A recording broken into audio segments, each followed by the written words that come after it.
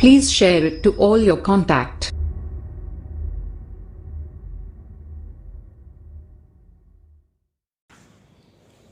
بسم الله الرحمن الرحيم. فإذا لقيتم الذين كفروا فضرب الرقاب مصدر بدل من اللفظ بفعله أي فاضربوا رقابهم أي اقتلوهم، وعبر بضرب الرقاب لأن الغالب في القتل أن يكون بضرب الرقبة، حتى إذا أثخنتموهم أكثرتم فيهم القتل فشدوا أي فأمسكوا عنهم وأسروهم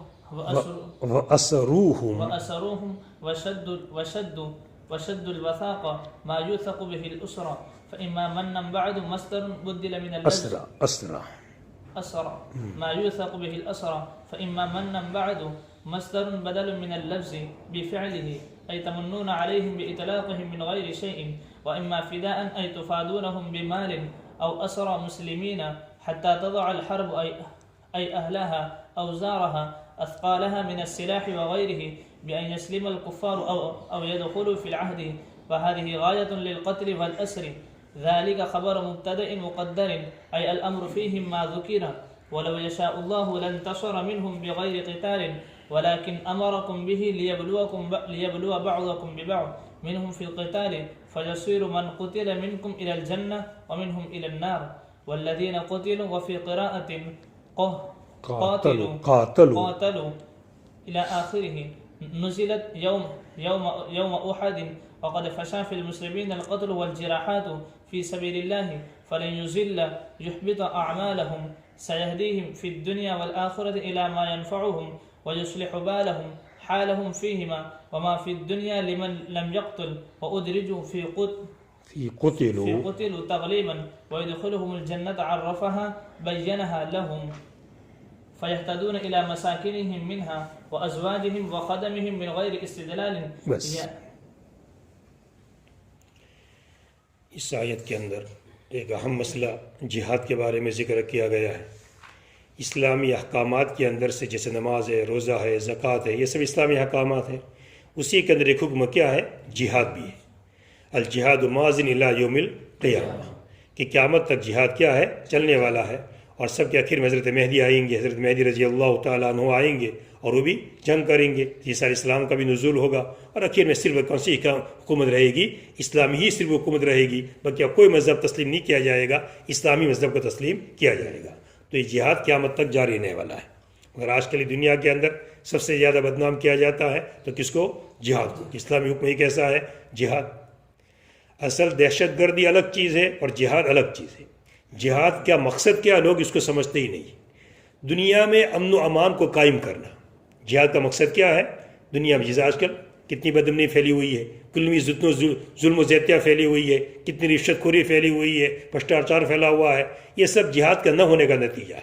اگر صحیح معنی میں جہاد کیا جاوے تو یہ سب دنیا میں کیا وجہ امن و امان پیدا ہو جاوے. اور پہلے والے صحابہ نے، نبی کریم صلی اللہ علیہ وسلم نے یہ کر کے دکھایا. جب تک مکی دور تھا وہاں تو جہاد تھا ہی نہیں مکی دور میں، تو بلکہ حکم کیا تھا؟ صبر کرو. کفار مارے تب بھی کیا کرو؟ انتقام بھی مت لو، صبر. وہاں جہاد کا حکم نہیں دیا گیا تھا. مدینہ میں آنے کے بعد جہاد کا حکم دیا گیا. جہاد کی دو قسمیں، ایک جہاد اقدامی اور ایک جہاد دفاعی. ہم کسی کو چھیڑ چھاڑ کرتے نہیں ہیں، وہ ہر ایک اپنا اپنا کام کر رہا ہے. مسلمان اپنا کر رہے ہیں، کفار ہمارا اپنا کام کر رہے ہیں، ہمیں کوئی مطلب نہیں ہے. مگر بار بار مسلمانوں کو چھیڑ چھاڑ کر رہے ہیں، پریشان کر رہے ہیں، تو مسلمانوں کو لامالا کیا کرنا پڑے گا؟ جہاد کرنا پڑے گا، جس کو جہاد دفاعی کہا جاتا ہے. یہ بھی جہاد کی اجازت ہے. اور کبھی حالات ایسے لگ رہے ہیں کہ کفار کچھ کر تو نہیں کر رہے ہیں، مگر اندر اندر کچھ تیار کر رہے ہیں. اندر اندر ایسا لگ رہا ہے کہ مسلمانوں کے خلاف برابر وہ تیاریوں میں لگے ہوئے ہیں. تو چاہے ان کی طرف سے اقدام نہیں ہے، مگر ہم کیا کریں گے؟ اقداماً کریں گے تاکہ ان کو پھلنے کا طاقتور بننے کا موقع نہ ملے. فتح مکہ سے پہلے جتنے جہاد کے واقعات پیش آئے، جیسے غزوہ بدر کا واقعہ پیش آیا، غزوہ احد کا واقعہ پیش آیا، یہ سب کون سے جہاد دفاعی تھی. ابتدا کس کی طرف سے تھی؟ کفاروں کی طرف سے. غزوہ بدر کے اندر چڑھ کر کے کون آئے تھے؟ کفار چڑھ کر کے آئے تھے. مسئلہ ابو سفیان کا وہ جو لشکر جو تھا، وہ تو پہلے سے آپ کو خلق کو روکنا مقصد تھا، اور مقصد صرف کیا تھا؟ وہ پہلے سے تیاری، اور کس کی تیاری کے لیے گئے تھے؟ ملک شام کا سفر کیا تھا، وہ بھی جنگ ہی کی تیاری کے لیے پورا کیا تھا، آلات اور اوزار سب خریدنے کے لیے گئے تھے، آلات حرب خریدنے کے لیے گئے تھے، آپ کو معلوم ہوا تھا، اس سے آپ نے ان کو کیا کرنا چاہا تھا؟ روکنا چاہا تھا۔ اور اتفاق سے واقعہ پیش آ گئے غزوہ بدر کا کہ جس کے اندر آپ نے جب وہ آ گئے چڑھ کر کے تو لامال مقابلہ کرنا کیا تھا؟ ضروری تھا۔ اسی طرح غزوہ احد کا واقعہ پیش آیا، وہاں بھی اسی طرح کہ پورا چڑھ کر کے آئے۔ غزوہ خندق کے اندر بھی اسی طرح، بلکہ وہاں تو پورا مہم چلائی اور دوسرے کفاروں کو ساتھ میں ملا لیا، یہودیوں کو ساتھ میں ملا لیا، بنو قریظہ والے جن سے معاہدہ تھا ان کا حد بھی توڑ دیا گیا، ان کو بھی ساتھ میں ملا دیا گیا اور سب نے مل کر کے متحدہ مسلمانوں کے خلاف کیا تھا۔ تو اس کا بھی آپ نے کیا کیا؟ بچاؤ کیا۔ اس کے بعد صلح حدیبیہ کا واقعہ بھی پیش آیا سن ہجری 6 کے اندر، جس سے صلح ہو گئی اور 10 سال کے لیے صلح حدیبیہ کا واقعہ پیش آیا۔ تو اس وقت آپ نے صلح کر لی، برابر دب کر بھی صلح کی۔ حالانکہ اسی موقع پر ایسا واقعہ بھی پیش آیا تھا کہ کچھ کفار بھی نہیں چاہتے تھے کہ صلح ہو، اسی لیے جبل تنیم سے کچھ کفار نیچے اتر کر کے آ گئے تھے اور مسلمانوں کو قتل کرنا چاہتے، حضور کو قتل کرنا چاہتے تھے۔ حضور اکیلے تھے مگر وہ اچانک پکڑے گئے۔ ان کا مقصد بھی یہ تھا کہ صلح نہ ہو، مگر آپ کی چاہت کیا تھی؟ صلح ہو جائے، کسی بھی طریقے سے دب کر صلح کرنی پڑی۔ اور ایسی کچھ شرطیں تھیں جو مسلمانوں کی کیا ہو رہی تھی؟ بھاری ہو رہی تھی، بڑی تفصیل کے ساتھ واقعہ ہے، مگر پھر بھی آپ نے صلح کر لی، صلح ہو گئی، مگر کفار اس کو نبھا نہیں سکے، حتیٰ کہ انہوں نے صلح کو کیا کر دیا؟ توڑ لیا۔ تو پھر سن ہجری 8 کے اندر آپ نے جہاد کیا کیا؟ اقداماً آپ نے پوری تیاری کی، اور پوری تیاری ایسی چپکے سے کی آپ نے کہ کسی کو پتہ نہ چلے، حتیٰ کہ آپ دعا کرتے تھے یا اللہ جاسوسوں کو اندھا کر دے اور کفاروں کو بالکل معلوم نہ کہ ہم کیا تیاری کر رہے ہیں، تاکہ اچانک ہم حملہ کر لیں گے ان کے اوپر تو وہ حواس باختہ ہو جائیں گے۔ اس سے حرم میں جانا ہے اور حرم میں خون ریزی ہو، یہ اچھی چیز نہیں ہے، اسے آپ اس کو پسند نہیں فرماتے تھے کہ حرم میں کیا ہو جائے؟ خون ریزی ہو جائے۔ اس سے پوری اس کی کوشش کی گئی چپکے سے کیا جائے سب، اور پورا جب اور حاتم جو ابو بلتع کا جو واقعہ پیش آیا، جو چٹھی لکھ دی تھی اور پورا واقعہ جو حدیث میں ذکر کیا گیا ہے، آپ نے جو پتہ چلا وہی کے ذریعے اس سے خط لکھا گیا ہے، آپ نے فوراً کو کیا بلایا؟ واپس بولا، چٹھی پکڑی گئی، ان کو پوچھا بھی کہ تم نے ایسا کیوں کیا، انہوں نے اپنا عذر بھی بیان کیا، کر جو بھی پورا واقعہ تفصیل کے ساتھ ہے۔ تو ابھی اقدامی جہاد تھا کہ آپ نے اچانک حملہ کیا تاکہ جس سے وہ لوگ کیا کفار سب حواس باختہ ہو گئے، پتہ نہیں کیا ہو، اور سب کوئی زیادہ لڑائی کی نوبت نہیں آئی۔ بس اس موقع پر بھی آپ نے، حالانکہ جنگ کا میدان تھا، وہ لوگ سامنے تھے کہ جنہوں نے 10 سال 13 سال تک کیا کیا تھا؟ ستایا تھا، مگر پھر آپ نے کیا کر دیا؟ اعلان کر دیا جو بیت اللہ میں چلا جائے گا اس کو امن، ابو سفیان کا گھر میں چلا جائے گا امن، جو اپنے گھر کا دروازہ بند کر دے گا امن، اور پوری تفصیل کے ساتھ پورا واقعہ بیان کیا گیا ہے۔ تو ایسے موقع پر بھی جو ایسے دشمن سامنے ہیں، آپ نے سب کو کیا معاف کہا؟ کچھ لوگوں کا مستثنا آپ نے کر دیا تھا، کچھ عورتیں تھی اور کچھ مرد، ان کو مستثنا کر دیا تھا کہ ان کو کہیں بھی پایا جائے تو ان کو کیا کر دیا جائے؟ قتل کر، بڑے خطرناک جو مجرم تھے ان کو چھوڑا نہ جائے۔ اور جہاد کا قانون بھی ہے، آج کل تو جہاد کیسا ہوتا ہے کہ جتنے پکڑے گئے سب کو سزائیں دی جاتی ہے، حالانکہ وہاں پر آپ نے سب کو سزائیں نہیں دی، بلکہ انہی لوگوں کو دی جو سب سے زیادہ کیا تھے؟ مجرم۔ تو پہلے جہاد کا مقصد سمجھے، جہاد کیا چیز ہے؟ جہاد نام ہے اعلاء کلمۃ اللہ کا، اللہ کے کلمے کو بلند کرنے کے لیے لڑنا، اللہ کے کلمے کو بلند کرنے کے لیے۔ بعد آدمی لڑتا ہے اپنی جان کی حفاظت کے لیے، اپنے مال کی حفاظت کے لیے، اپنی بیوی کی حفاظت کے لیے، وہ بھی ایک لڑائی ہے، وہ بھی ہے، مگر وہ الگ مسئلہ ہے۔ اصل جہاد یہ نہیں، اصل جہاد تو کیا ہے؟ اللہ کے کلمے کے لیے، اللہ کے کلمے کو بلند کرنے کے لیے جہاد کرنا۔ زمین اللہ کی بنی ہوئی ہے، آسمان اللہ کا بنا ہوا ہے، سورج چاند اللہ کے بنے ہوئے ہیں، اور لوگ اس سے فائدہ اٹھاتے ہیں، لوگ اس سے، ایک اللہ نے بہت بڑی حکومت بنائی ہے اور لوگ اس سے فائدہ، سورج سے فائدہ اٹھاتے ہیں، چاند سے فائدہ اٹھاتے ہیں۔ زمین کے ذرات اور زمین کے اندر کی چیزوں سے جو معدنیات اندر رکھی ہوئی ہے، سونا ہے، چاندی ہے، یہ سب کس نے رکھا ہے؟ اللہ تعالیٰ نے۔ تو رکھنے والے اللہ تعالیٰ، تو ماننا کس کو چاہیے؟ اللہ۔ ہمارے ملک ہندوستان میں ہم رہتے ہیں تو ہماری ذمہ داری کیا ہے؟ ہم ہندوستان کی کیا رہے؟ وفادار رہے، اس کے خیر کار رہے۔ ہمارے ملک کو کوئی نقصان ہم پہنچنے دیں گے نہیں، ہم اس ملک کے کیا رہیں گے؟ وفادار رہیں گے۔ تو ہم اللہ تعالیٰ کی حکومت میں رہے تو اللہ تعالیٰ کے میں کیا ہونا چاہیے؟ وفادار ہونا چاہیے، اللہ کی بندگی کرنی چاہیے، ایک اللہ کو ماننا چاہیے، اسی کی عبادت کرنی چاہیے۔ اب اگر یہ نہیں ہو رہا ہے، اس کی خلاف ورزی لوگ کر رہے ہیں، جیسے ملک میں کوئی اگر ملک کی وفاداری نہیں کرے گا، اس کے خلاف سازشیں کرے گا، ملکوں کو گرانے کی کوشش کرے گا، تو کوئی حکومت اس کو کبھی برداشت کرے گی نہیں۔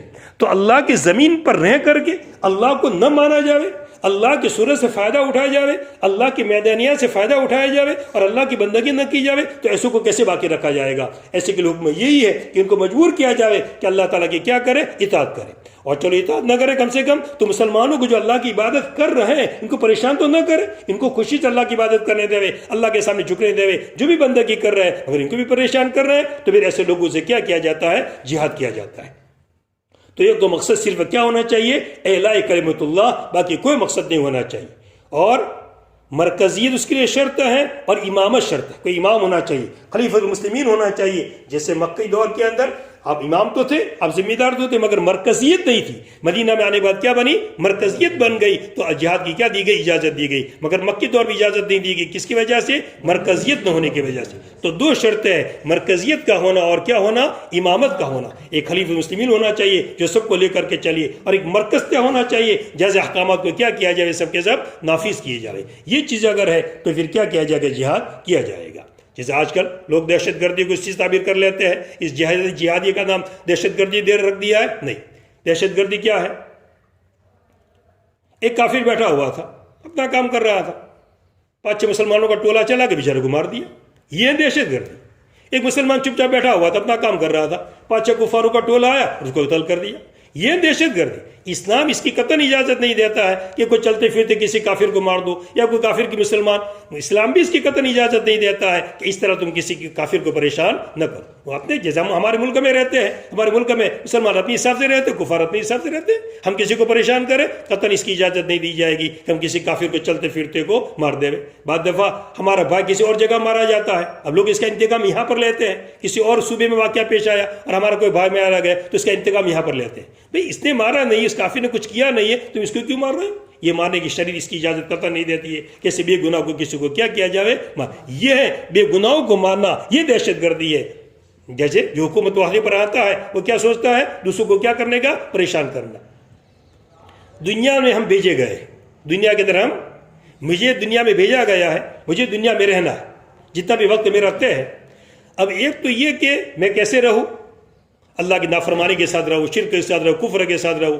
ایک یہ طریقہ ہے ظلم و زیادتیاں کروں، لوگوں کا مال لوٹ لوں، لوگوں کو پریشان کروں، تب بھی میری زندگی پوری ہونے والی. اور ایک میں کیسے وقت گزاروں؟ انصاف کے ساتھ رہوں، اسلام کے ساتھ اللہ کی عبادت کرنے والا رہوں، نماز پڑھنے والا، روزہ رکھنے والا، لوگوں پر انصاف کرنے والا، کسی پر ظلم و زیادتیاں نہ کروں، کسی کا مال لوں نہیں بلکہ لوگوں پر احسانات کروں، مالوں کا صدقہ کروں، اس طرح زندگی بسر کروں. تو ہر ایک آدمی سمجھے گا، اپنی عقل سے فیصلہ کرے گا کس کی زندگی اچھی. جس کی اچھی زندگی ہے، انصاف والی زندگی ہے، اس کی زندگی کو کیا قرار دیا جائے گا؟ اچھا قرار دیا جائے گا. اور خلاف والے کی زندگی کو کیا قرار دیا جائے گا؟ برا.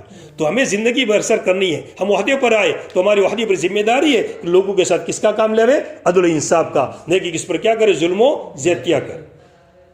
اب جیسے عالمگیر رحمۃ اللہ علیہ ہندوستان کے اندر حکومت کی، لمبے زمانے تک حکومت کی اور انصاف کے ساتھ بڑی حکومت کی، لوگ ان کو کیا کرتے ہیں؟ بدنام کرتے ہیں. شیواجی سے ان کے واقعات جو پیش آئے، شیواجی جو بمبئی مہاراشٹر کے اندر جس کی حکومت تھی، اسے لڑائی کی نوبت آئی. ایک دفعہ عالمگیر رحمۃ اللہ علیہ نے اس کے اوپر کیا کر دیا؟ گھیراؤ پڑاؤ ڈال دیا. اب اس کا وہ تو اپنے قلعے میں محفوظ ہو گیا. اب وہاں پر اس کو رسد ختم ہو گیا، پیسے گئے ہوئی اس کو ختم ہو گئے، کیا کرے وہ؟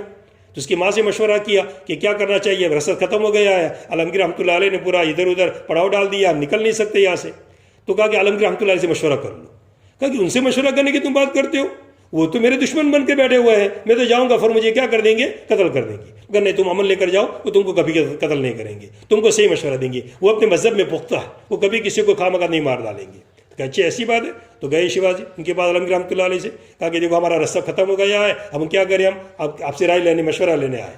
کہا کہ اچھا طریقہ ہے کہ تم صلح کر لو، اور صلح بھی کتنے سال کے لیے کر لو؟ 1-2 سال نہیں بلکہ 10 سال کی صلح کر لو. کتنے سال کی؟ 10 سال کی صلح کر لو ہم سے، ہم کچھ نہیں تم کو ماریں گے، قتل نہیں کریں گے. اور 10 سال کی انہوں نے کیا کر لی؟ صلح کر لی انہوں نے. تو شیواجی مسئلہ ختم ہو گیا، عالمگیر رحمۃ اللہ چلے گئے. خیر بعد میں وہ پھر صلح نہیں رہی اور ٹوٹ گئی وہ مسئلہ، پھر بعد میں نوبت آئی، وہ الگ مسئلہ ہے. باقی ایسے دشمن کو عالمگیر رحمۃ اللہ نے کیا قتل کیا نہیں، بلکہ اس کو بھی کیا دے دیا؟ امن دے دیا. تو ایسے واقعات ہمارے بزرگان دین کے اندر اور اچھے بادشاہوں کے اندر، نیکی کے بادشاہوں کے اندر ہندوستان میں ایسے بادشاہ گزرے ہیں جنہوں نے حکومت کیسے کس کے ساتھ کی؟ عدل و انصاف. تو آج کل کہ نئی تاریخ پڑھی جا رہی ہے اور نئی تاریخ لکھی جا رہی ہے کہ جس سے پہلے والوں کو کیا کیا جا رہا ہے؟ بدنام کیا جا رہا ہے. حالانکہ کتنے لوگ ایسے ہیں جنہوں نے انصاف کے ساتھ حکومت کو کیا ہے؟ چلا ہے. انگریز کے آنے سے پہلے ہندوستان کے اندر مولانا سجاد رحمۃ اللہ کے بیان تھا، اور سجاد نے فرمایا کہ ہندوستان میں انگریز کے آنے سے پہلے دونوں قومیں رہتی تھی. مسلمان پہلے سے بستے تھے، کفار بھی بستے تھے، مگر کبھی ایسا نہیں ہوا کہ جو ہندو مسلم فساد ہوا انگریز کے آنے سے پہلے. یہ ہندو مسلم فسادات ہوئے ہیں، یہ سب انگریز کے آنے کی بات کی پیداوار ہے. اور ہندو بھی مسلمانوں کے ساتھ رہتے تھے، مسلمان ہندو کے ساتھ رہتے، کبھی کوئی لڑائی بڑائی کی نوبت کبھی آتی نہیں تھی. اس لیے یہاں پر جو حکم ذکر کیا گیا ہے ایک اہم مسئلہ جہاد کے بارے میں کہ جہاد جب کیا جائے گا اور لڑائی کی نوبت آ جاوے اعلاء کلمت اللہ کے لیے جب لڑا جاوے تو اس وقت پھر کیا کرو جم کر مقابلہ کرو اور خوب خون ریزی کرو خوب ان کو مارو حتیٰ کہ ان کی شوکت ٹوٹ جاوے ان کی شوکت کیا ہو جائے ٹوٹ جب ان کی شوکت ٹوٹ جائے تو پھر ان کو کیا کرو پکڑو اب ان کو کیا کرو قید کرو اور قید کر دیا پکڑ لیا اب قید کرنے میں جو قیدی پکڑے گا ان کے بارے میں 4 اختیارات 2 اختیارات یہاں ذکر کیے ہیں اور دوسری اختیارات اور جگہ پر ذکر کیے گئے کل 4 اختیار جو پکڑے گئے قیدی یا تو قتل کر دو ان کو بھی ختم کرو جیسے غزوہ بدر کا جو مسئلہ پیش آیا اور جو قیدی پکڑے گئے تھے وہاں مشورہ ہوا تھا اور جو پوری آیت اس کے بارے میں سب نازل ہوئی تو یا تو ان کو کیا کر دو قتل کر دو دوسری چیز ان کو غلام بنا دو غلام بنانا اسلام نے اس کو جاری نہیں کیا یہ پہلے سے زمانے سے چلا آ رہا ہے غلام بنانا اور مگر اسلام نے اس غلام بنانے کو باقی رکھا مگر ساتھ میں بہت ساری ایسی شکلیں بتا دی کہ غلاموں کو کیا کر دیا جاوے آزاد کر دیا جائے کتنی شکلیں کفار یمین میں کفار اظہار کے اندر کفار صوم کے اندر یہ سب ایسی شکلیں نکال دی شریعت نے کہ کسی طرح غلام آزاد اور غلام بنانا کس کے لیے ہے تاکہ اسلامی احکامات کو پہچانے ہمارے گھر میں رہے گا پہچانے گا کہ اسلام کیا چیز ہے یہ تو آج کل مسلمانوں کی ہماری کمزوریاں ہیں ہم اخلاق کے ساتھ پیش نہیں آتے اس لیے اسلام کو بدنام کر رہے ہیں باقی مسلمان صحیح اخلاق کے ساتھ پیش آوے اور صحیح زندگی بسر کرنے والا بن جاوے تو کتنے کفار کیا بھائی آج لوگ کفار کس کو دیکھتے ہیں مسلمانوں کو دیکھتے ہیں اسلام کس سے سمجھتے ہیں مسلمانوں سے سمجھتے ہیں اس سے بڑا مسئلہ پیش آ گیا ہے اگر اسلام کو کس سے سمجھے کلام اللہ سے سمجھے اسلام کو کس سے سمجھے احادیث سے سمجھے تو سمجھ جائیں گے اسلام سے بہتر کوئی بہترین مذہب نہیں خود دیکھو نبی کریم صلی اللہ علیہ وسلم کو ایک ایک بات اخروی رہبری تو کی آپ نے مگر ساتھ ساتھ آپ نے کیا فرمائی دنیوی رہبری برتن گھر میں کیسے رکھے جاوے کچن میں سامان کیسے رکھا جاوے کیسے سویا جاوے کہاں سویا جاوے اب اس میں کیا ضرورت تھی آپ نے حدیث میں حکم دیا کہ نہیں دیا کہ ایسی چھت پر نہ سو کہ جس کا کٹھے دار نہ ہو جس کی منڈیر نہ ہو آپ نے حکم دیا ابھی اس میں کون سا شریعت کا مسئلہ تھا مگر امت پر کیا کرنی تھی شفقت کرنی تھی کہ کہیں ایسا نہ ہو کہ ایسی چھت پر آدمی سو جاوے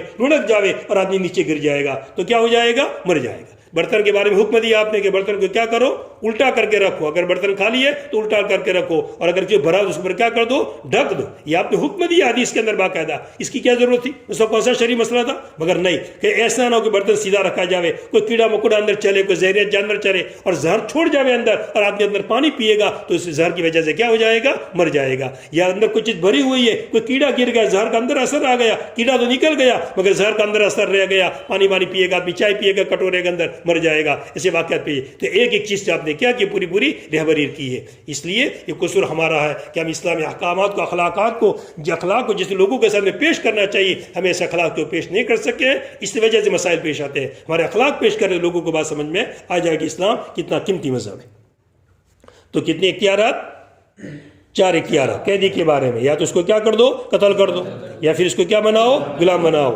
کتنے حدیث کرما غلامی تو تھے مگر کتنے بڑے تابعین ہیں اور کتنا علم ان سے پھیلا ہے کتنے غلام ایسے آپ ملیں گے احادیث کے اندر کہ جو غلام تھے کسی کے مگر انہوں نے آقاؤں نے اپنے پاس رکھا ان کو علم میں پڑھایا اور بہترین ان کو عالم اور بہترین فاضل ان کو بنایا ایسے کتنے واقعات آپ کی کتابوں کے اندر ملیں گے تیسری چیز بغیر فدیے کے من احسان کر کے چھوڑ دو کیا تو کیا گیا پکڑا گیا ہمارے ہاتھ میں آ گیا ہم جو چاہے کر سکتے ہیں مگر ہم نے کیا کر دیا یہ اسلامی ہے کسی مذہب کے اندر ایسا کہ بغیر بھی کسی چیز کے چھوڑ دو اسلام اس کو بھی کہتا ہے کہ کیا کر دو بغیر کسی چیز کے لیے ہوئے منن احسانن کیا کر دو ان کو چھوڑ دو جیسے آپ نے غزوہ مکہ کے موقع پر سب کو عام معافی کا اعلان کر دیا تھا حالانکہ سب کو آپ قتل کر سکتے تھے ایک ایک کو پکڑ کے چن چن کے سب کو ختم کر سکتے تھے مگر آپ نے کسی کو قتل نہیں کیا سب کو کیا دے دی عام معافی دے دی کچھ لوگوں کے علاوہ صرف کچھ لوگوں کو آپ نے مستثنا کیا تھا باقی سب کو آپ نے کیا دے دیا عام معافی تو بالکل ان کو ایمان احسان کیا جائے کتنی چیزیں ہو گئی 3 اور چوتھی چیز یہ ہے کہ فدیہ دے کر چھوڑ دیا جائے بھائی تم اتنے پیسے دے دو تم کو چھوڑ دیں گے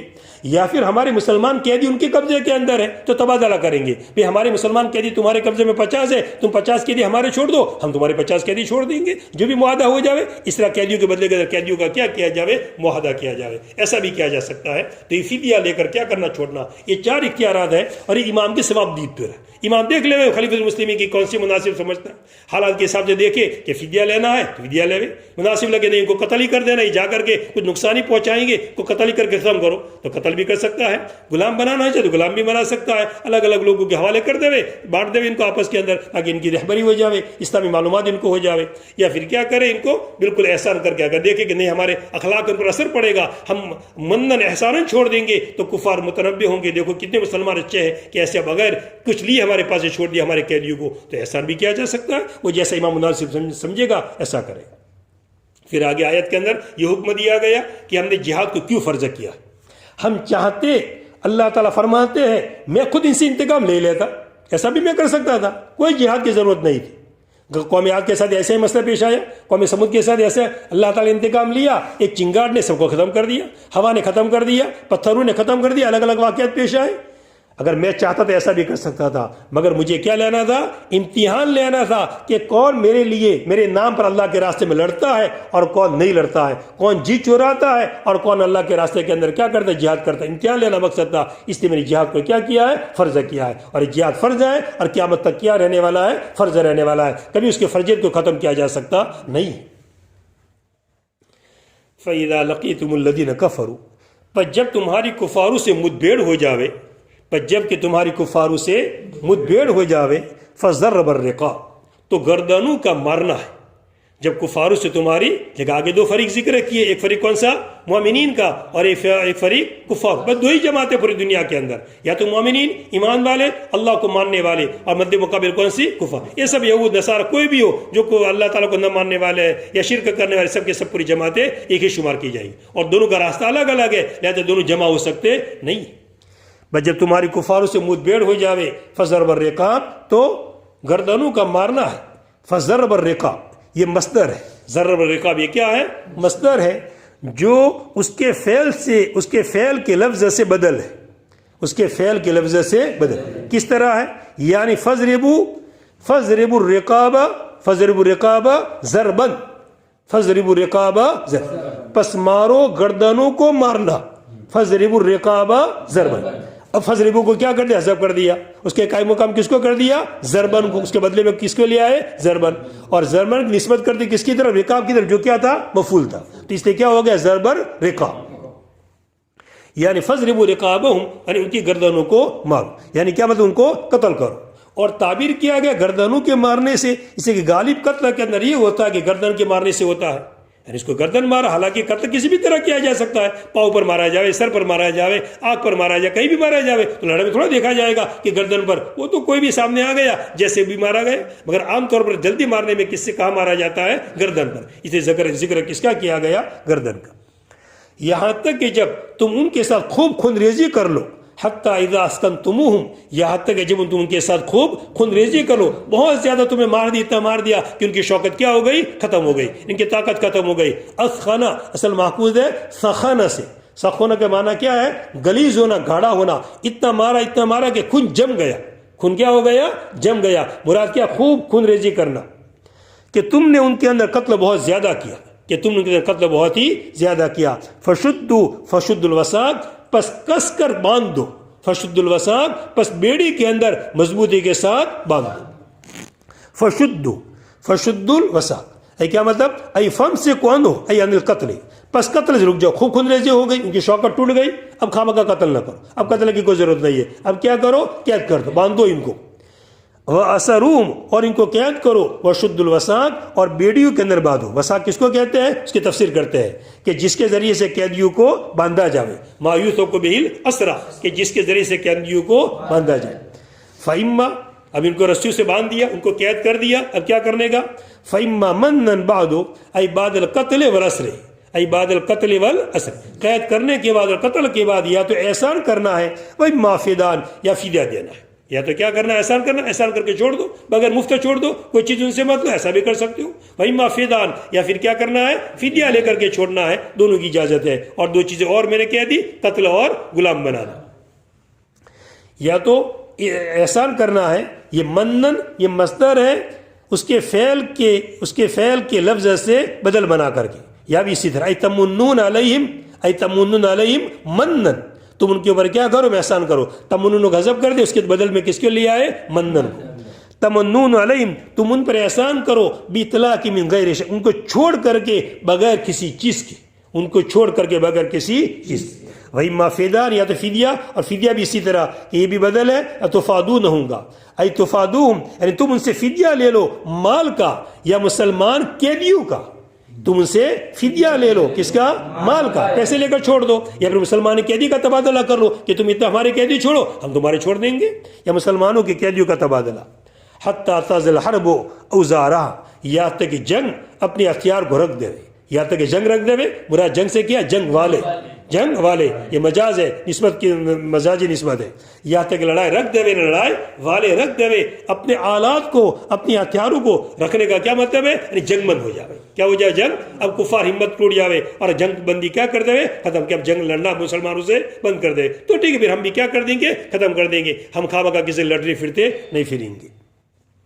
اثقال من السلاح کہ اس کا اثقال من السلاح اوزار کی تفسیر کی یعنی اس کا بوجھ ہتھیاروں کا بوجھ سلاح کے اندر سے اس کے علاوہ کس طور پر اس طور پر کفار مسلمان بن جاوے سب اسلام لے آوے لڑائی ختم کو سب مسلمان بن گئے سب اللہ کے ماننے بن گئے کیوں لڑنا ہے کسی سے لڑا نہیں جائے گا اس طور پر کفار مسلمان بن جاوے یا داخل ہو جاوے عہد کے اندر ہمارے عہد کے اندر آ جائے ذمہ داری میں آ جاوے اور جزیہ دے کر کے ٹیکس دے کر کے وہ رہنا منظور کر لیں کہ ہم تم سے نہیں لڑیں گے اور کیا ادا کریں گے جزیہ ادا کریں گے تو اب ان سے قتال کیا جائے گا نہیں یہ حتی تزل الحرب یہ قتل اور اسر کی غایت ہے یہ قتل اور اسر کی قتال کیا جائے گا پکڑا جائے گا کب تک جب کہ لڑائی والے حرب والے اپنے ہتھیاروں کو رکھ دیں یعنی قتال کیا کر دے بند کر دے جب قتال بند کر دیا تو اب قتال کیا جائے گا نہیں حتیٰ یہ غایت ہے قتل کی اور اسر کی ذالک یہ مبتدی مقدر کی خبر ہے الامر فی ما ذکر ذالک الامر ذالک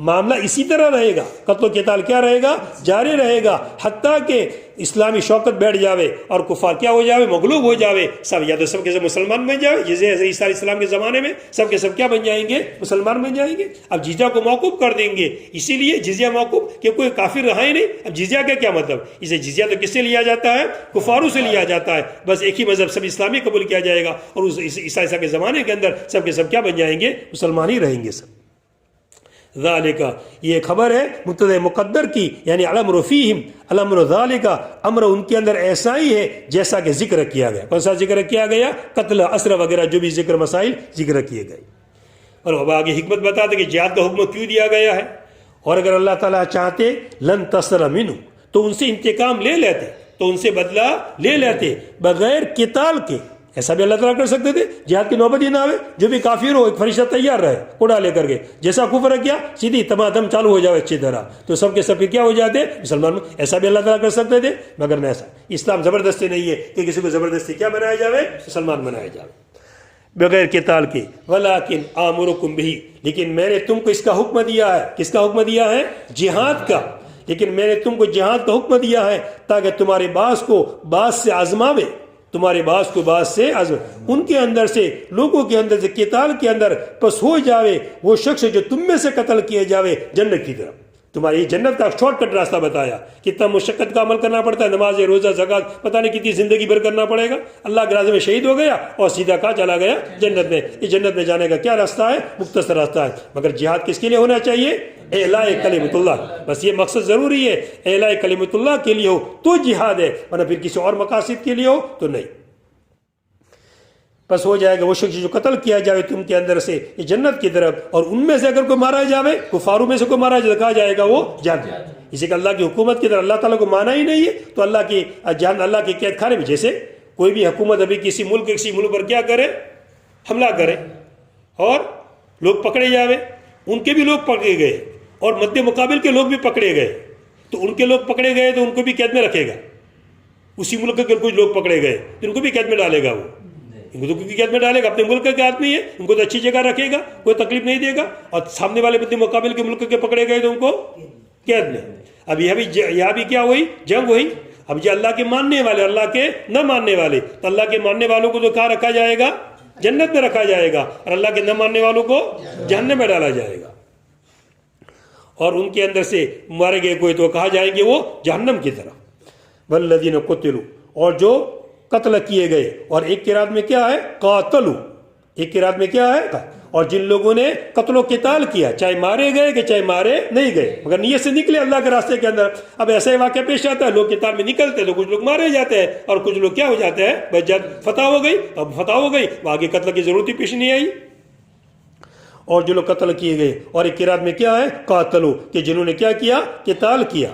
یہ آیت اتری ہے احد کے دن، وقد فشا وقد فی المسلمین، حالانکہ عام ہو گیا تھا مسلمانوں کے اندر قتل اور جراحت. جنگ احد کے اندر کتنے مسلمان شہید ہو گئے تھے؟ 70 صحابہ شہید ہو گئے تھے، اور زخم تو بہت زیادہ لگے. حضرت انس بن مالک کے، حضرت انس بن نضر کے بارے میں کہ 80 سے زیادہ ان کے بدن کے اوپر کیا لگ گئے تھے زخم. حضرت طلحہ کے بارے میں آتا ہے کہ 80 سے بھی زیادہ، پتہ نہیں کوئی بدن میں کوئی جگہ ایسی نہیں رہی تھی کہ جہاں پر زخم نہ لگا. تاکہ عام ہو گیا تھا مسلمانوں کے اندر قتل اور جراحت فی سبیل اللہ، جو قتل کے اللہ کے راستے کے اندر. فَلَيُضِلَّ أَعْمَالَهُمْ، پس اللہ تعالیٰ ان کے اعمال کو حبط نہیں کرے گا، ان کے اعمال کا اللہ تعالیٰ پورا پورا ثواب دے دے گا.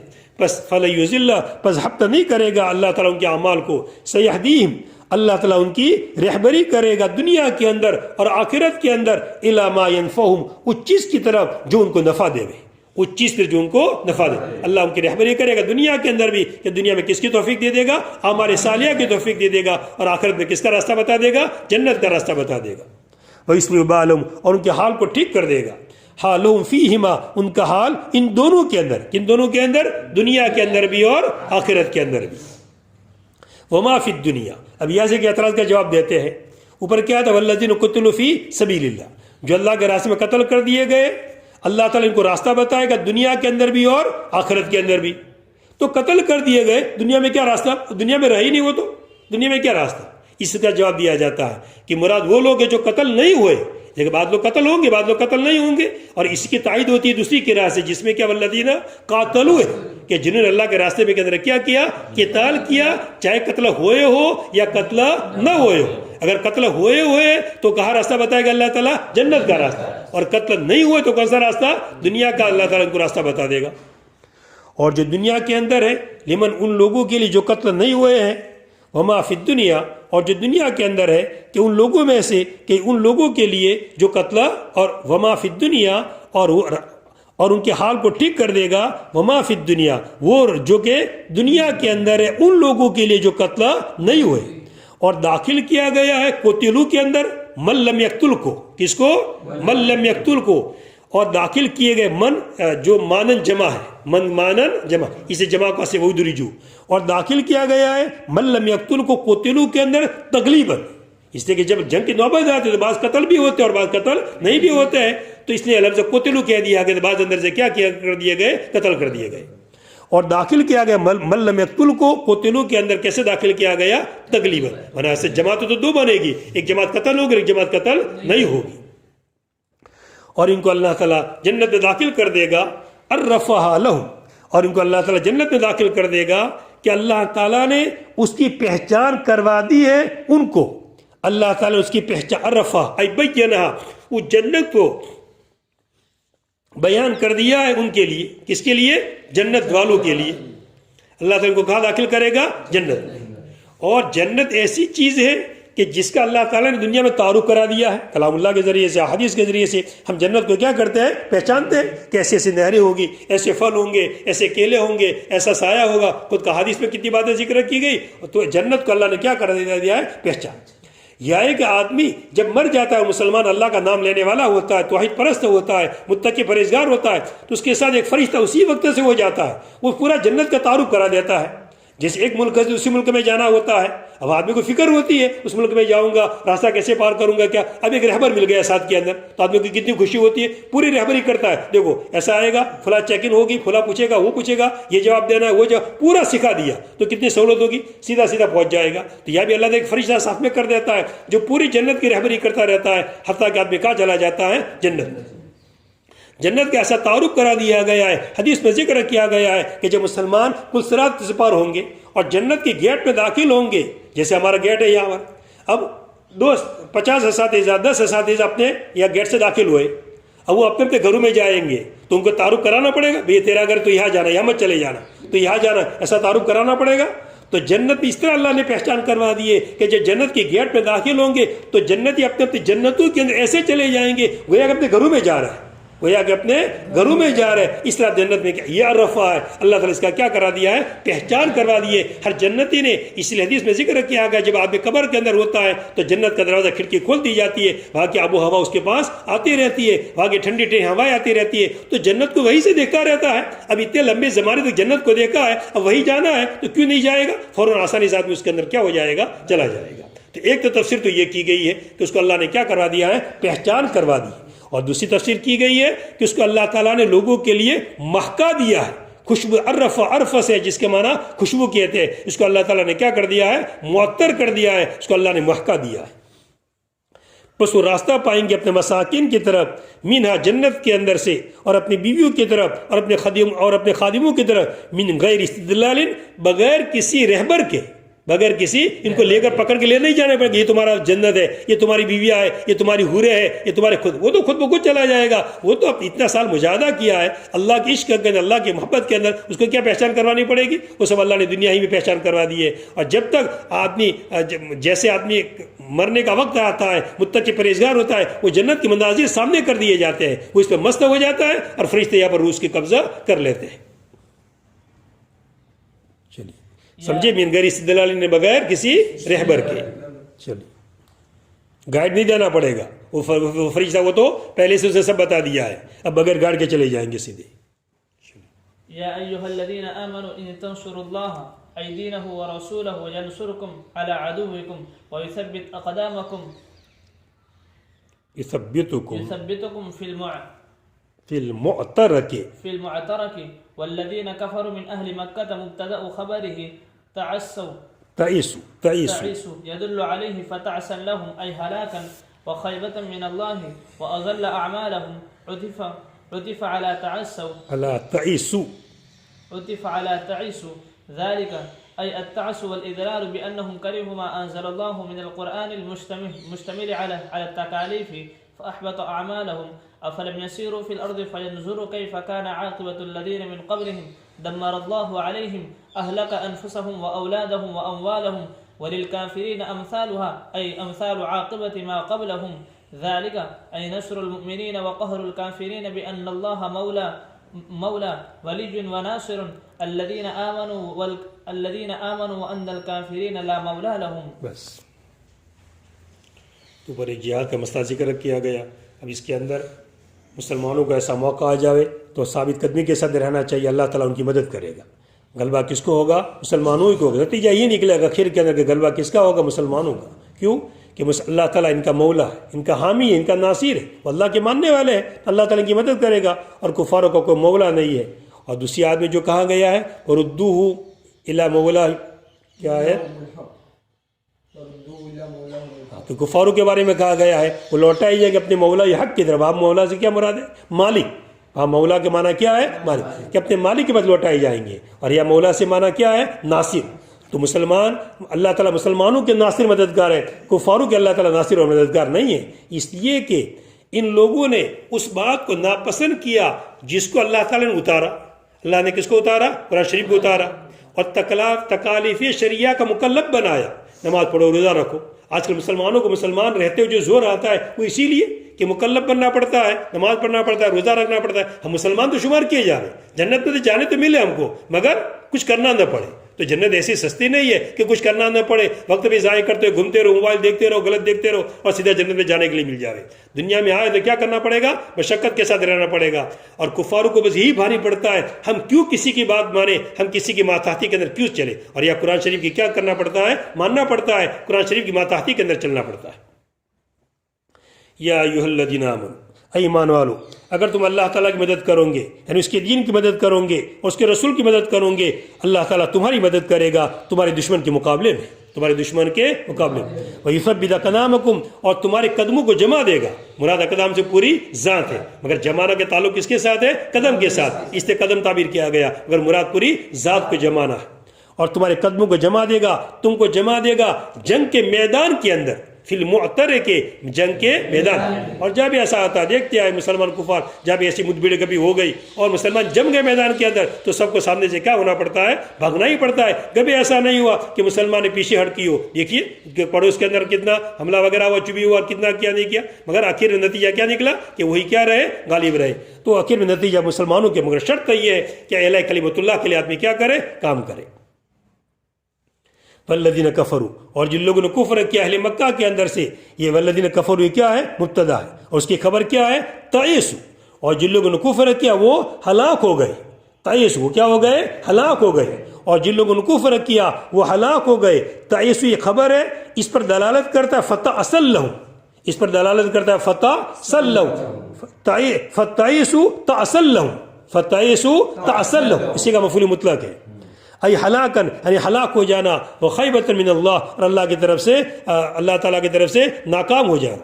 وَأَضَلَّ أَعْمَالَهُمْ، اور ان کے اعمال کو اللہ تعالیٰ، جن لوگوں نے کفر کیا فس ان کے لیے ہلاکتی ہے، اور ان کے اعمال ضائع ہو جائیں گے، اور ان کے اعمال حبط ہو جائیں گے. یا اضل اعمالوں کا عطف کیا گیا ہے تعیسو کے اوپر، وہ ہلاک ہو جائیں گے اور ان کے اعمال حبط ہو جائیں گے، بیکار ہو جائیں گے. ذالک ایسا کیوں ہوگا؟ یعنی ہلاک ہو جانا اور اعمال کا حبط ہو جانا ایسا کیوں ہوگا؟ بِأَنَّهُمْ كَرِهُوا، اس وجہ سے کہ انہوں نے ناپسند کیا اس بات کو جس کو اللہ نے اتارا. اس وجہ سے کہ انہوں نے ناپسند کیا اس بات کو جس کو اللہ تعالیٰ نے اتارا. یعنی کس کو اتارا؟ قرآن کو اتارا، جو مشتمل ہے تکالیف پر، جو مشتمل ہے نماز پڑھنا ہے، روزہ رکھنا ہے، اللہ کو ماننا ہے، ایک اللہ کی بندگی کرنا ہے، ظلم و زیادتیاں نہیں کرنا، کسی کو ستانا نہیں ہے، رشوت نہیں کھانا ہے، سود نہیں کھانا ہے، زنا کاری نہیں کرنا ہے، شراب نہیں پینا ہے. یہ سب چیزیں، اب یہ سب چیزیں کیا پڑتی ہے؟ بھاری پڑتی ہے. فَأَحْبَطَ أَعْمَالَهُمْ، پس اللہ نے ان کے اعمال کو حبط کر دیا. انہوں نے اللہ کی باتیں نہیں مانی تو اللہ نے ان کے اعمال کو حبط کر دیا. کیا زمین میں چلے پھرے نہیں ہے؟ پس دیکھیں کیسا انجام ان لوگوں کا جو ان سے پہلے تھے. قوم عاد کا انجام دیکھو، قوم سمود کا دیکھو، پہلی والی قومیں. کیا زمین میں چلے پھرے نہیں ہے؟ پس دیکھیں وہ کیسا انجام ان لوگوں کا جو ان سے پہلے تھے. اللہ تعالیٰ نے ان پر تباہی ڈال دی، اللہ تعالیٰ نے ہلاکتی ڈال دی ان کے اوپر. کیا مراد ہے؟ یعنی ان کی جانوں کو ہلاک کر دیا، ان کے اولاد کو ہلاک کر دیا، اور ان کے مالوں کو ہلاک کر دیا. وَلِلْكَافِرِينَ أَمْثَالُهَا، اور کافرین کے لیے اسی طرح کا ہے. یعنی کس طرح ہے؟ ان لوگوں کے انجام کی طرح جو ان سے پہلے، جسے پہلے والے کفار ہلاک کیے گئے اللہ کے نہ ماننے کی وجہ سے. تو آج کل کی کفار جتنے بھی دنیا میں بستے ہیں اللہ کے نہ ماننے کی وجہ سے ان کو بھی کیا کیا جائے گا؟ ہلاک کیا جائے گا. اللہ کے وہاں ڈیل چلتی ہے آہستہ آہستہ، مگر جب موقع آئے گا تو پھر کسی کو چھوڑا نہیں جائے گا.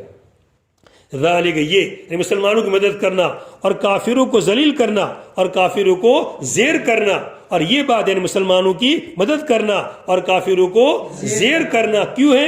اس وجہ سے بے شک اللہ تعالیٰ ولی ہے، ناصر ایمان والوں کا، اور بے شک کافرین لا مولا، ان کا کوئی ناصر نہیں، ان کا کوئی مددگار نہیں. ان اللہ يدخل الذين آمنوا وعملوا الصالحات جنات تجري من تحتها الانهار والذين كفروا يتمتعون في الدنيا ويأكلون كما تأكل الأنعام أي ليس لهم هم إلا بطونهم، ليس لهم همة، ہم ہے اس میں، چلو، إلا بطونهم وفروجهم ولا يلتفتون إلى الآخرة والنار مثوى لهم منزل ومقام ومصير. وكم من قرية أريد بها أهلها هي أشد قوة من قريتك مكة أي أهلها الذي أخرجتك. رعي لفظ قرية أهلكناهم، رعي معنا قرية أولى فلا ناصر، قرية الأولى من قرية رعي معنا قرية الأولى فلا ناصر لهم من إهلاكنا. أفمن كان على بينة حجة وبرهان من ربه وهم المؤمنون كمن زين له سوء عمله فرآه حسنا وهم كفار مكة واتبعوا أهواءهم في عبادة الأوثان أي لا مماثلة بينهما. بس تو پر مسلمانوں کا اور کفاروں کا فرق ذکر کیا گیا دنیا کے اعتبار سے کہ اللہ تعالیٰ مسلمانوں کے مددگار ہیں، اللہ تعالیٰ کو مانتے ہیں، لہذا اللہ تعالیٰ ان کی مدد کرے گا. اور کفاروں کا لا ناصر، ان کا کوئی مددگار نہیں، ان کو اللہ تعالیٰ کیا کرے گا؟ زیر کرے گا، ہلاک کرے گا ان کو اللہ تعالیٰ. جب بھی موقع آئے گا سب کو ہلاک کیا جائے گا. اب آگے اخروی فرق بتاتے اللہ تعالیٰ کہ مسلمان کہاں جائیں گے؟ جنت میں جائیں گے، اور کفار جہنم میں جائیں گے. بین فرق ہے. ایک وہ شخص جو اللہ تعالیٰ کے احکام پر چلنے والا ہے، اپنی نفسانی خواہشات پر کنٹرول کرنے والا ہے، اور ایک وہ مد مقابل جس کے لیے برے اعمال مزین کر دیے گئے ہیں اور نفسانی خواہشات پر چلنے والا ہے. یہ دونوں کیسے برابر ہو سکتے ہیں؟ ایک نفسانی خواہشات پر کنٹرول کرتا ہے، جی نہیں چاہتا نماز پڑھوں مگر تب بھی نماز پڑھتا ہے، جی نہیں چاہتا روزہ رکھو مگر تب بھی روزہ رکھتا ہے، جی نہیں چاہتا ہے کہ سبق کے اندر جاؤ مگر تب بھی جاتا ہے. سب کچھ آدمی کنٹرول کرتا ہے اور ایک اپنی من ماری زندگی بسر کرتا ہے، جو چاہے کرتا ہے، موبائل غلط دیکھنا، فوٹو دیکھنا، یہ دیکھنا وہ دیکھنا. تو ایک اپنی خواہشات پر چلتا ہے اور ایک اپنی نفسانی خواہشات پر کنٹرول کرتا ہے. یہ دونوں برابر ہو سکتے نہیں، دونوں میں رات اور دن کا فرق ہے. مسلمانوں کفاروں کا یہ فرق ہے کہ مسلمان وہ کہا جائے گا جو اللہ کے احکامات پر چلے، اور جو اپنی اتباع خواہشات پر چلے، اپنی منمانی پر چلے، یہ اللہ کا عبادت کرنے والا نہیں کہا جائے گا. بے شک اللہ تعالیٰ داخل کرتے ایمان والوں کو اور اچھے کام کرنے، بے شک اللہ تعالیٰ داخل کرتے ان لوگوں کو جو ایمان لے آئے اور اچھے اچھے کام کیے باغات کے اندر کہ جس کے نیچے سے نہریں جاری ہوگی. اور جن لوگوں نے کفر کیا یتمتعون فی الدنیا، وہ دنیا کے اندر عیش و عشرت کرتے ہیں، یتمتعون عیش و عشرت کرتے ہیں، فائدہ اٹھاتے ہیں دنیا کے اندر، اور کھاتے ہیں جیسے چوپائے کھاتے ہیں، اور کھاتے جیسے چوپایا کھاتا ہے. اس کو پتہ نہیں کہ مجھے کھا کر کیا کرنا ہے. انسان تو کھا رہا تو کھا کر اس کا مقصد سامنے ہونا چاہیے، میں کیوں کھا رہا ہوں؟ تاکہ اللہ تعالیٰ کی بندگی کروں، اللہ کی عبادت کروں، مقصد ہونا چاہیے. اور چوپائے کے سامنے کوئی مقصد نہیں ہوتا ہے. تو کفار اسی طرح اچھے اچھے کھانے کہتے ہیں، بڑے وعدے والے جو ہوتے ہیں پتہ نہیں کیسا کیسا کھاتے ہیں، مگر یہ پتہ نہیں کس کھانے کا کیا دینا پڑے گا، جواب دینا پڑے گا، اور کس مقصد کے لیے کھانا چاہیے اور کس مقصد کے لیے کھاتے ہیں. اور کھاتے ہیں جیسا کہ چوپائے کھاتے ہیں. اور چوپائے کیسے کھاتا ہے؟ کھڑے کھڑے کہ بیٹھ کر کھاتا ہے؟ وہ کھڑے کھڑے. تو ایسے چوپائے کی طرح نہیں کھانا چاہیے. کیا مطلب؟ کھڑے کھڑے نہیں کھانا چاہیے. آج کل نئی فیشن نکلتی ہے نا، چلتے رہنے کا، کھڑے کھڑے کھانے کا، اور چکر لگاتے رہے کھاتے رہنے کا. یہ کوئی طریقہ ہے کھانے کا؟ اور کھاتے ہیں جیسے چوپائے کھاتے ہیں. ای لیس لہم ہمۃ، ان کے لیے کوئی مقصد نہیں ہے مگر اپنے پیٹ اور اپنا فرج. کوئی مقصد نہیں ہے، کوئی ارادہ نہیں، بس صرف کیا؟ اپنے پیٹ کو پالنا، میرا پیٹ بھرنا چاہیے اور اپنی شہوت پوری ہونی چاہیے، چاہے غلط طریقے سے ہو کہ کیسے بھی ہو، بس اپنے شہوت کو پورا کرنا، اپنے فرج کے مقصد کو پورا کرنا اور اپنے پیٹ کے مقصد کو پورا کرنا. نہیں متوجہ ہوتے آخرت کا کبھی خیال بھی نہیں آتا ہے کہ آگے دوسرے مکان میں جانا ہے اور جنت میں جانا ہے، پھر نیچی بلڈنگ میں رہے، اوپر کی بلڈنگ میں جانا ہے. یہ سوچتے ہی نہیں کبھی. جیسے کہ آدمی نیچے گیا اور وہی کام پہ لگ گیا، حالانکہ اس کو اوپر کے منزلے میں جانا تھا، کام اوپر کے منزلے کے اندر تھا. نیچے تو کھانے ایک وقتی چیز تھی، مگر وقتی چیز میں لگ گیا اور جو اصلی مکان جہاں ہمیشہ رہنا تھا اس پر توجہ ہی نہیں کی. یہ دنیا اور آخرت اسی طرح ہے. دنیا پہلا منزلہ ہے اور آخرت کیا ہے؟ اوپر کا منزل، دوسرا منزلہ ہے. تو انسان کو یہاں نہیں رہنا ہے. جیسے آدمی سیڑھی سے پار ہو رہا ہو اور اوپر کے منزلے میں جانا ہے، اب وہ سیڑھی میں لگ گیا اور اوپر کے منزل میں جا ہی نہیں رہا ہے، تو یہ تو بیکار آدمی ہے. اس کو توجہ کس کی طرف ہونی چاہیے؟ آخرت کی طرف. اور نہیں متوجہ ہوتے آخرت کی طرف. اور آگ ان کا ٹھکانہ ہے. مسمن کا معنی کیا؟ منزل و مقام و مسیر، ٹھہرنا ہے اور لوٹنے کی جگہ ہے. وَكَأَيٍّ مِّن قَرْيَةٍ، یہ آیت جو کہا پہلے آیا تھا کہ آیت کون سی ہے؟ مکی ہے. کب نازل ہوئی؟ جب نبی کریم نے ہجرت کر کے مکہ سے نکلے مدینہ کی طرف، اس وقت یہ آیت نازل ہوئی. وَكَأَيٍّ مِّن قَرْيَةٍ، اور بہت ساری بستیاں. وَكَأَيٍّ، کئین کا معنی کیا؟ کم کا الگ لفظ ہے. اور عین یہ کم خبریہ کے معنی میں ہے. عین کون سا ہے؟ کم خبریہ، یعنی بہت ساری بستیاں. وَكَأَيٍّ مِّن قَرْيَةٍ، اور بہت ساری بستیاں. اُرِيدَ بِأَهْلَهَا، قریتن کا لفظ بولا گیا ہے مگر اس سے کیا مراد لیا گیا؟ اہل قریہ، بہت سارے قریہ والے، بہت سارے گاؤں والے. ہی اشد قوتاً، وہ زیادہ سخت طاقت والے تھے تمہارے قریے سے. تمہارے قریے سے کیا مراد؟ مکہ. مکہ والوں کے مقابلے کے اندر قوم عاد والے کتنے مضبوط، قوم سمود والے کتنے مضبوط، قوم لوط والے کتنے مضبوط. اور وہ زیادہ سخت تھے تمہاری بستی سے، یعنی مکہ سے، یعنی مکہ والوں سے. یا بھی قریہ سے مراد اہل قریہ. التی اخرجت کا، جن مکہ والوں نے جن قریہ والوں نے آپ کو نکال دیا. التی اخرجت کا، یہاں پر واحد کا صیغہ لایا گیا، لفظ قریہ کی رعایت کی گئی ہے. لفظ قریہ کی رعایت کی گئی. تو من قریت کا دوسرا قریہ، دو لفظہ قریہ. وکائی من قریت ایک دفعہ یہاں پر آیا اور من قریت کا دوسری دفعہ آیا. تو اخرجت کا جس نے آپ کو نکالا، کہاں سے نکالا؟ قریہ سے نکالا. جس نے آپ کو نکالا، رعایت کی گئی لفظ قریہ کی. اہلکناہم، ہم نے ان کو ہلاک کر دیا. یہاں سے اہلکناہم کا مرجع کہاں لوٹ رہا ہے؟ قریہ کی طرف، مگر کون سا قریہ؟ پہلے والا قریہ. اور یا مراد کیا معنی؟ اہل قریہ، اس لیے جمع کا صیغہ لایا گیا.